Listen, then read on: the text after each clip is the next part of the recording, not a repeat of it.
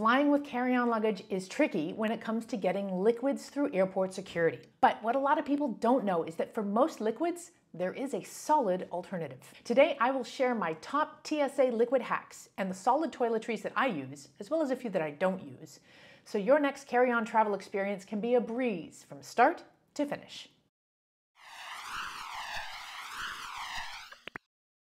I've been a career traveler since 2007. I've traveled long-term with every kind of luggage you can imagine. My record for carry-on travel was 2 straight years. That's right, for 2 years, everything I owned fit into a carry-on bag. These days, I have a home base, but I'm regularly on the road for up to 6 months at a time with carry-on luggage. Solid toiletries are honestly one of the top reasons why I can travel for so long with just carry-on luggage. They last longer, they go further, and, particularly relevant to the topic of this video, they are totally a non-issue when it comes to airport security. First of all, let's get on the same page regarding TSA liquid rules. Actually, let's back up even further. This isn't just about the TSA, which is an acronym for Transportation Security Administration, which is a US organization. The tips in this video are universally applicable to airport security around the world. Although the rules can vary from country to country and from airport to airport, for the most part, it's the same. If you're ready for whatever TSA can throw at you, you're ready to travel the world. Now, back to liquid rules for carry-on luggage. You may see signs in airports or on websites with 311.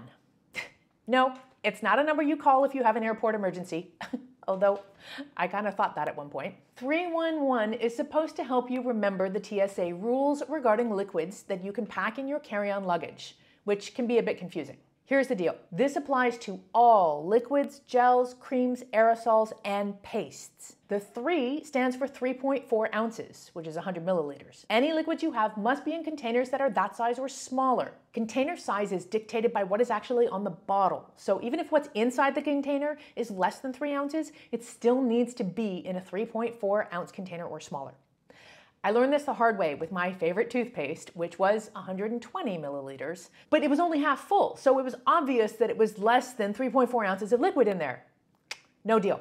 I had to throw it away. For the record, this did not happen in the United States. I have a really popular episode about TSA mistakes, and a ton of people have left comments ragging on TSA, saying that they never fly in the States because of the TSA. They evidently don't fly anywhere else in the world either because these liquid rules are relatively global. I lost my toothpaste in Nepal. Now, what I will say, and then I'll end this tangent, is that liquid rules are changing. Some airports don't need you to pull liquids out of your bag to go through the X-ray. Some airports allow you to bring bottled water through. As technology advances, airports are finding other ways to scan for whatever it is they're looking for, and hopefully soon enough, these airport rules won't exist. But for now, this is the world we live in, and by the end of this episode, you'll understand why it's totally not a going concern for me, even though I travel long-term with carry-on luggage only. Okay, back to 311. 3 stands for 3.4 ounce containers. 1 stands for the quart-sized resealable bag that all of your liquids must fit into. A quart, by the way, is just shy of 1 liter, and it needs to be see-through. I generally suggest a Ziploc bag, and I tend to have a couple of these on me for this purpose. Also, Ziploc bags have about 1 million applications for travel, so you can't go wrong. Last year I was going through airport security in Canada, and I had my toiletries in a Ziploc bag that was a bit larger than a quart, but they weren't taking up all the space. Anyway, the security agent handed me an actual quart-sized bag and told me that I had to fit all of my toiletries in and close the bag. In this particular case, it was a tight fit because I was visiting a few friends and I brought these mini containers of maple syrup to give away as gifts. So I'm standing there stuffing all of this into a quart-sized bag, and it's getting pretty tight. I was relaxed and in good spirits about it, and so was she. I said, "I'm kind of stretching the plastic here." She said, "All you have to do is close the bag." Anyway, all's well that ends well. Me and the maple syrup survived. But this serves as advice to have an actual quart-sized, resealable, see-through bag into which you can put all your liquids. The last 1 in 311 means that 1 quart-sized bag is allowed per passenger. 3.4 ounces, 1 quart-sized bag per passenger. This also applies to food and drinks. Can you bring a bottle of water through? No, unless it fits the 311 thing. Can you bring an empty water bottle through and fill it on the other side of security? Yes. Have I accidentally gotten a bottle of water through security? Yes. Would I ever count on that happening again? No. However, one hack that many travelers attest to is bringing through a frozen bottle of water, because ice is not a liquid, but it's got to be frozen solid, and some security agents may still give you a hard time about that. Peanut butter, also hot issue, because it's not exactly a liquid, gel, aerosol, cream, or paste. It's kind of hard to define. But TSA clears it all up by saying that peanut butter is a liquid because it takes the shape of its container. There's a very amusing Twitter thread about this very hot debate. I particularly liked the response that suggested that by this definition, cats as well may be indeed a liquid. Anyway, just 311, just do it. All right, a few more important tips for clearing airport security with liquids before we get to my hacks. When packing toiletries for travel days, pack your liquid toiletries separate from the rest of your toiletries. That way, if you need to pull your liquids out of your carry-on to go through security, they're ready to go in a 1-quart see-through resealable bag. Here's the trick. If you're traveling with somebody who doesn't travel with as many liquids as you, pawn off some of your liquids onto them.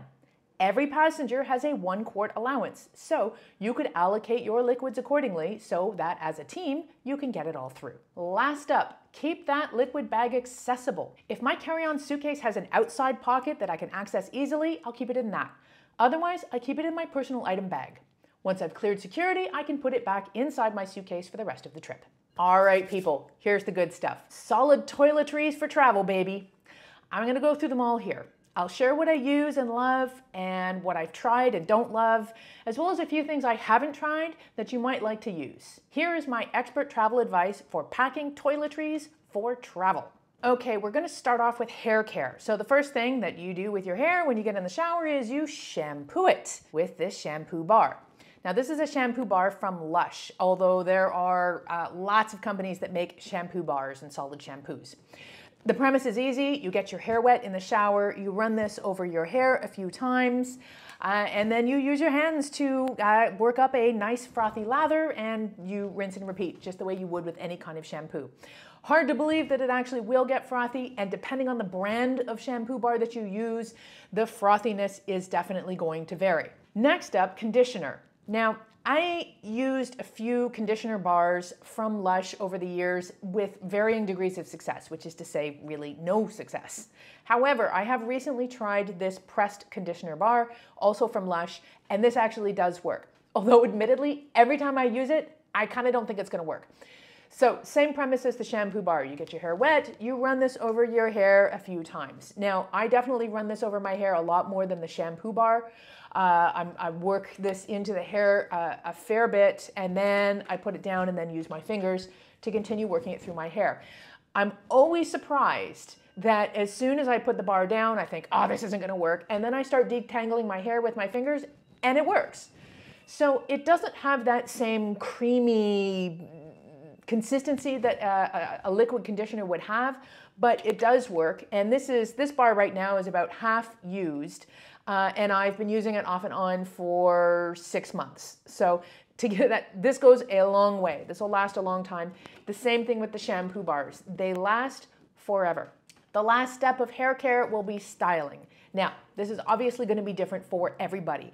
I personally like using this hair wax. It's a solid that you just put it between your hands, you warm it up with your hands, and then this kind of an oil, I guess, will come off on your hands, and then you can use that to tame flyaways and make the hair look shiny and gorgeous. But obviously what you use to style your hair is going to depend very much on you and your personal style. But that is my solid toiletry hair care regimen. Next up, let's talk about face care and body care. So soap is pretty obviously an easy thing to keep solid because a lot of soap is in bar form already. So obviously a bar of soap is solid and you don't have to worry about liquid toiletry restrictions with that. The same thing goes for face soap. If you like to use a specially pH balanced form of soap for your face, you can find bars of soap that will suit this. The same thing goes for serums and moisturizers. You can find face serum that is in solid form. Similar to the hair wax, you just rub it between your hands until enough serum or oil comes off that you can put it on your face. Same thing with the moisturizer. I've been working lately, I've been trying out the Body Shop Clean Sweep. It's a makeup cleansing balm. So sometimes I will use this at the end of my day, and I can just rub this all over my face, rub it in, and then wash it off. So it's, I don't know, this one in particular is not my absolute favorite, but this just goes to show that there are face washes, cleansers, balms, serums that can be found in solid form. You just have to look for them. Next up is probably one of my favorite solid toiletry hacks, and it's this. This is deodorant. This tiny little puppy lasts well over a year of daily use. I use this at home, abroad, whether or not I'm traveling. I absolutely love it. I've used it for a million years, maybe not this exact one, but you know what I mean. And what this is this is actually solid mineralized salts, totally natural. And you wet it, and then you do what you would do with deodorant, and it works a charm. Now, not necessarily, this does not have strong antiperspirant properties, so if you're a heavy sweater, this may not do it for you, but this does what normal deodorant would do. Now, you can also just get deodorant in solid stick form. That's a solid toiletry, so you don't have to worry about that as well, but I find that those get used up a lot faster than this. An additional benefit of this is it never marks your clothing. You know how you get sometimes water, you put on deodorant and then you get these white lines on your clothes? Never gonna happen with this. Love it. Okay, another favorite of mine, serious solid toiletry hack. Toothpaste that you can get in tab form. So you can get these at Lush. Lush has lots of different solid toiletry options. So Lush makes a series of toothy tabs is what they call them. These ones in particular, I actually just got from Amazon, but I'm just keeping them in a toothy tab container because these are really handy. But literally one of these little puppies, you just put it in your mouth and you chew it up, and then you start brushing your teeth, and then you have a frothy lather of toothpaste, and it's totally natural, which is helpful. I actually find with these, I only need half of one. So I'll just bite off half of one of these tablets and I will use it at night before I go to bed, and then I will use the other half in the morning when I wake up. So that goes really far. I mean, this is right here is 6 months worth of toothpaste. Now, a solid toiletry that I'm still looking for that I would really like to have is moisturizer. I've tried a few of the moisturizer bars from Lush, and I've just not found them to be as moisturizing or easy to use as a simple cream moisturizer would be. They've been either too oily and haven't absorbed properly, or they've been too difficult to soften up with my hands to spread enough that I feel like it's taking care of dry skin issues. But there are plenty of solid moisturizer options that you can find online. You can find, if you look up moisturizer stick or solid moisturizer, you'll see lots of options. So I encourage you to try some and see how they work for you. My solution in the meantime is just to buy a liquid moisturizer at my destination. I'm going to go to the supermarket anyway, partly because I love to visit supermarkets when I travel. It's one of these kind of cultural explorative things that I love to do at my destination. And moisturizer, generally speaking, is quite inexpensive. So I can just get a container of moisturizer. I can use it while I'm there, and whatever I don't use, I don't mind leaving behind. So right now, that's my solution, is not to bring moisturizer and to buy it at my destination. But I'm still on the hunt for a good, solid moisturizer. So if you know of a solid moisturizer that you like to use and travel with, let me know in the comments because I'd love to learn. Last but certainly not least is sunscreen. Now, there's two different forms of sunscreen that I use and travel with. One is stick form. This one is made by Neutrogena. It's meant for your face, but you can use it all over your body if you want.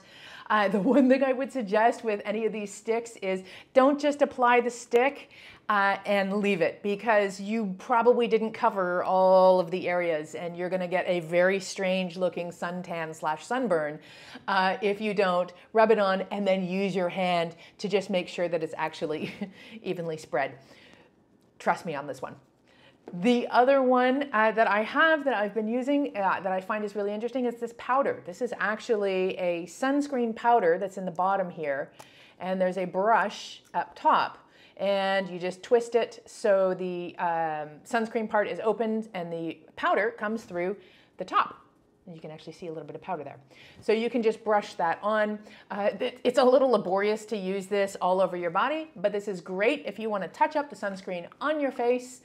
And especially too, if you wear makeup and you don't want to mess up the makeup with a bar type of or liquid type of sunscreen, this can be a great alternative.